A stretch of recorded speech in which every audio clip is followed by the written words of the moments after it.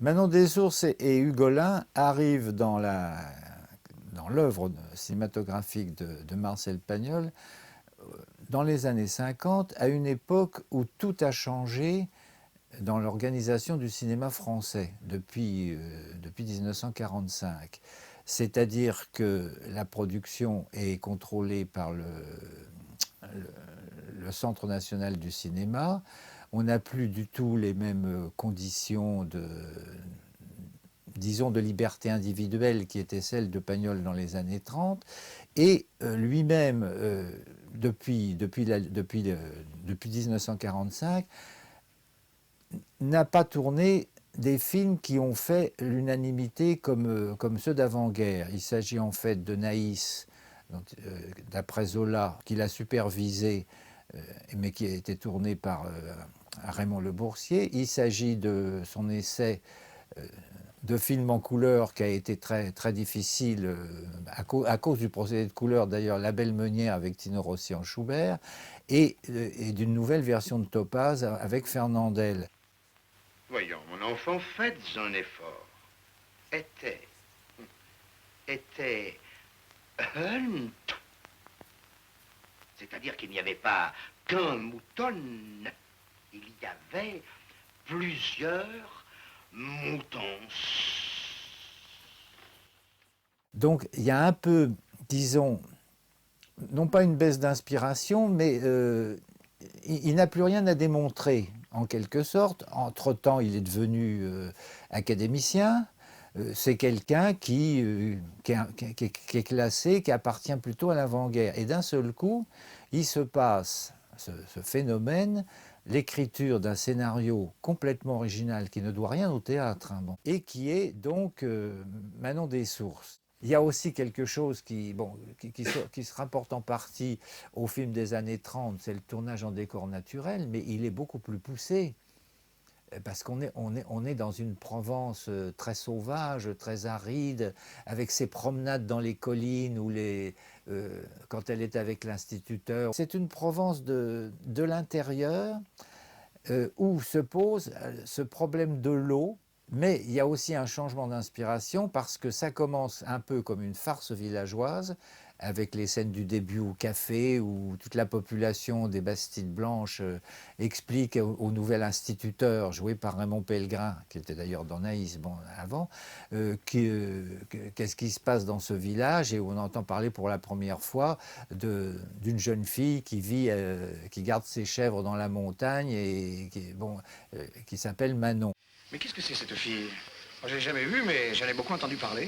Elle habite dans la garrigue là-haut, elle vient de piège partout.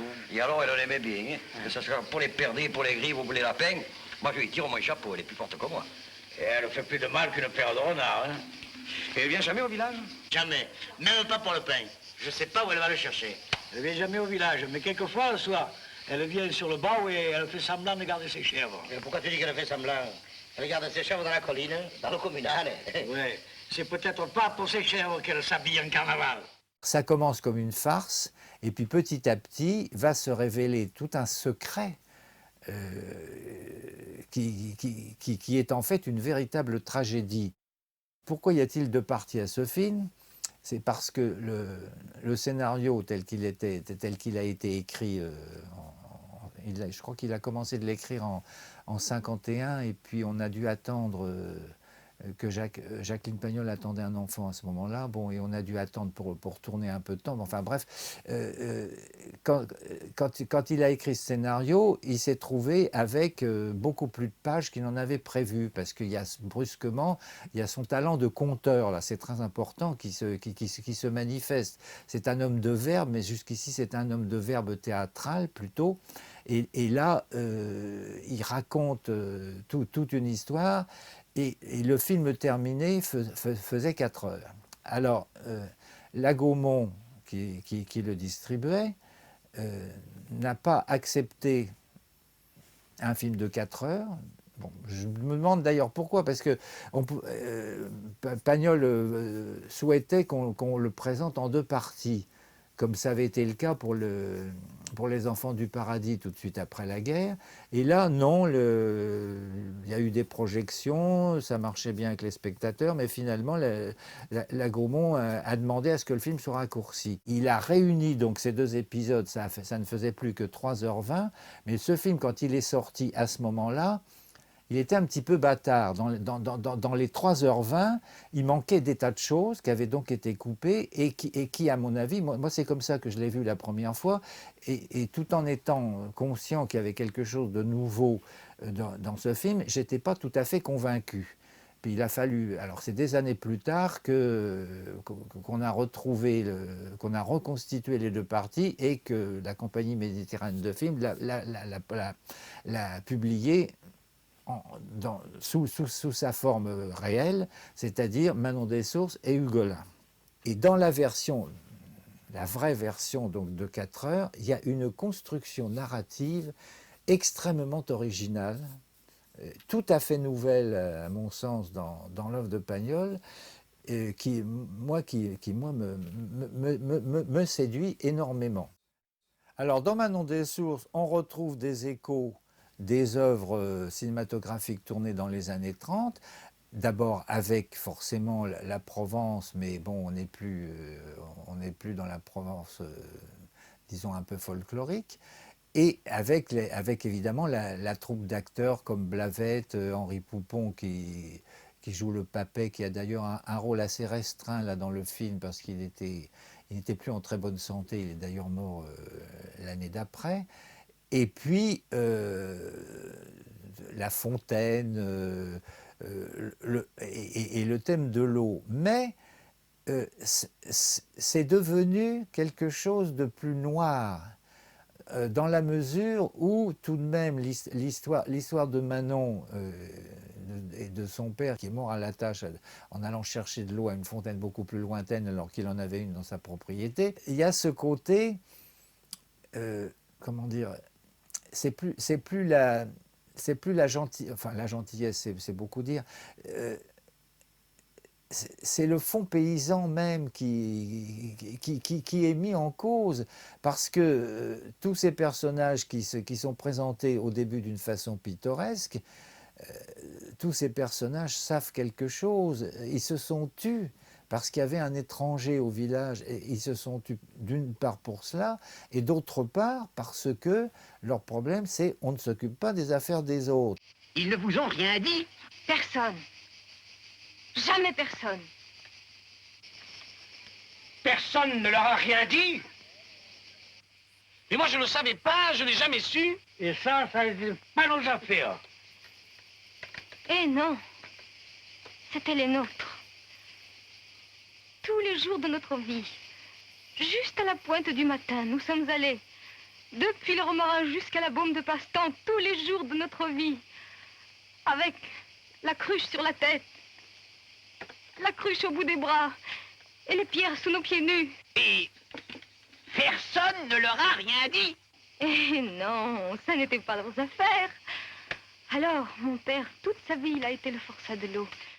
Mais ce qui est aussi très nouveau par rapport au film des années 30, c'est le personnage d'Ugolin, qui est joué par un acteur qui était aussi un acteur provençal, mais qu'on n'avait pas, qui n'appartenait pas à la troupe de Pagnol, c'est Rélis.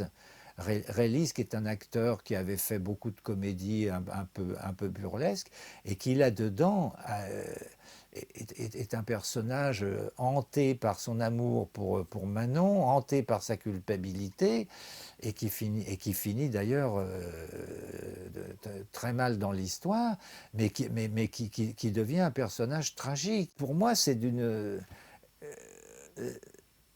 ça se rapporte à la passion qu'avait Marcel Pagnol pour la tragédie grecque.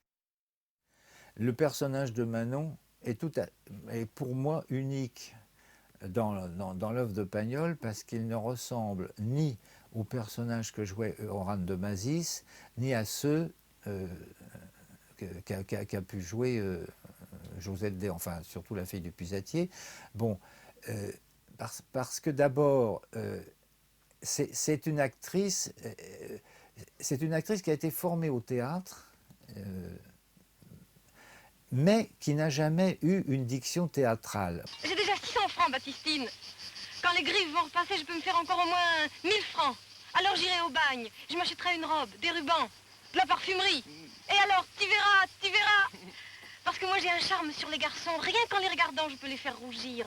Des fois, quand je vais au village, ils montent pour me parler, ce qu'ils sont bêtes, c'est incroyable.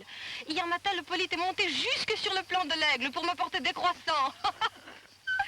Et puis brusquement, il est devenu comme fou. Il a fallu que je lui foute un grand coup de bâton. Il est parti en saignant comme un bœuf. Mais en même temps, elle a un charme très personnel et surtout, elle a une voix très musicale qui, en plus de ce charme, fait d'elle, comment dire, pas vraiment une fée, puisque, bon, mais un personnage un peu magique.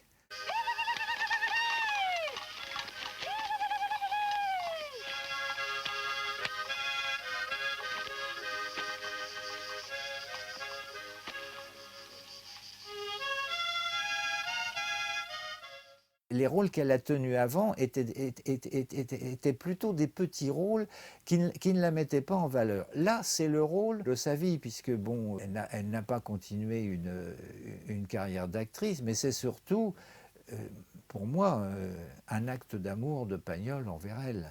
Elle est l'âme du film, absolument.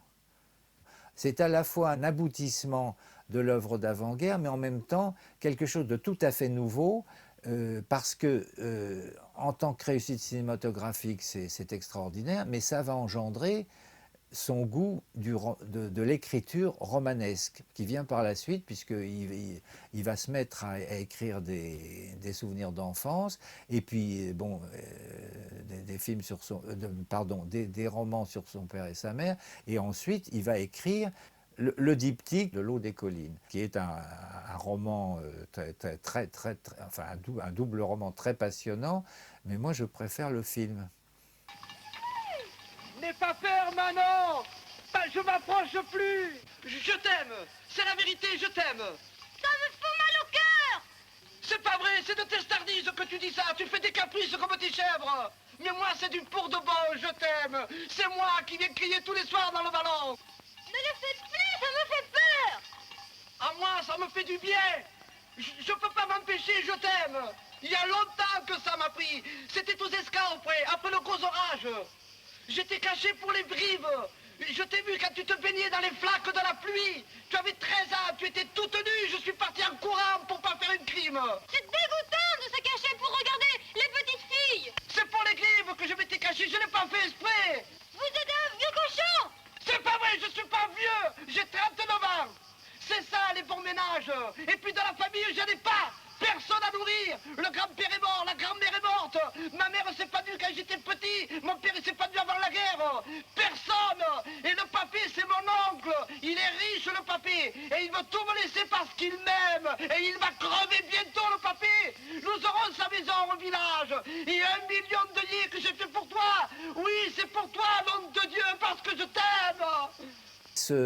Ce verbe qui coule vraiment comme de l'eau, si on peut dire, porté par tous les personnages, avec au centre cette figure grandiose, on peut dire, de